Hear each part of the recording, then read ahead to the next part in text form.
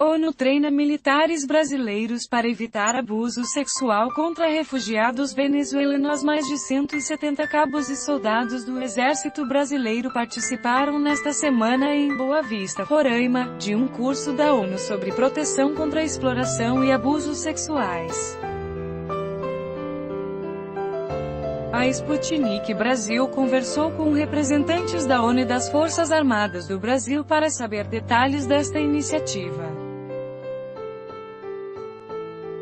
O objetivo do treinamento é combater os crimes de abusos sexuais em situações de deslocamento forçado e fluxos migratórios mistos que reúnem refugiados e imigrantes, como é o caso dos venezuelanos que chegam ao Brasil pelo estado de Roraima. A cientista política Ana Cláudia Pereira, oficial de projeto em gênero, raça e etnia, do Fundo de População das Nações Unidas, UNFPA, em entrevista à Sputnik Brasil, afirmou que esses cursos de formação não são concedidos apenas às Forças Armadas, mas também aos funcionários da ONU, para aplicar normas e padrões de eliminação do abuso e da exploração sexual. Em um contexto como esse, que a gente tem um conjunto de pessoas em grande situação de vulnerabilidade com uma concentração de pessoas que levam ajuda humanitária, um serviço no contexto de emergência, ela se faz mais necessária, observou. De acordo com ela, a ideia, em primeiro lugar, é apresentar quais são os padrões de atuação acordados internacionalmente pelas Nações Unidas. Esses padrões incluem, por exemplo, que não exista uma relação sexual, contato sexual com pessoas menores de 18 anos.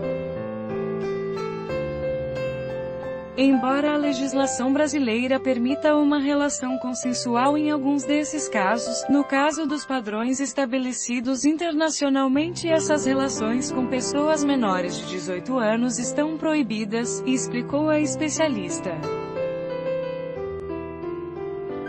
Ana Cláudia também destacou proibição da troca de bens ou dinheiro por favores sexuais, compreendendo que isso implica em uma situação muito desigual entre as pessoas que estão dependendo da ajuda e dos que estão prestando ajuda. A especialista destacou que o objetivo da iniciativa é promover um ambiente em que essas pessoas, refugiados, sejam protegidas e que tanto as Forças Armadas, quanto os diferentes atores envolvidos atuem como atores de proteção e não de violação dos direitos. Já o assessor de comunicação social da Força Tarefa Logística Humanitária do Exército para o Estado de Roraima, Tenente Coronel Rodrigo de Lima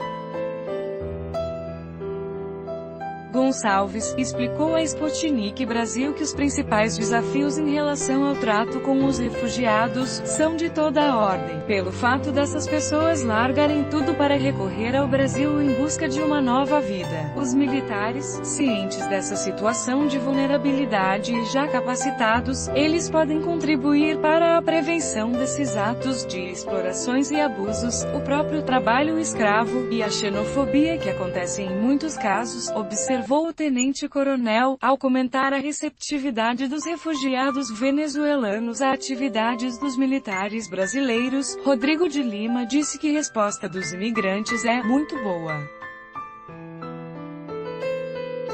No momento que essas pessoas se encontram vulneráveis e marginalizadas, se encontram desassistidas nas ruas, e são alvo de ações coordenadas, organizadas, encontrando nos nossos militares uma mão amiga, dando-lhes, quando temos vaga nos abrigos, um teto, alimentação, prestando um serviço seguro para que elas aguardem um passo para uma nova vida. A receptividade é muito boa, destaca. O povo venezuelano encara os militares, os soldados das Forças Armadas, de uma maneira muito positiva. Essa é a impressão que eu tenho. Eles têm grande expectativa de que nós continuemos a dar esse suporte, e esse suporte será dado se o Estado brasileiro assim determinar, completou o tenente-coronel.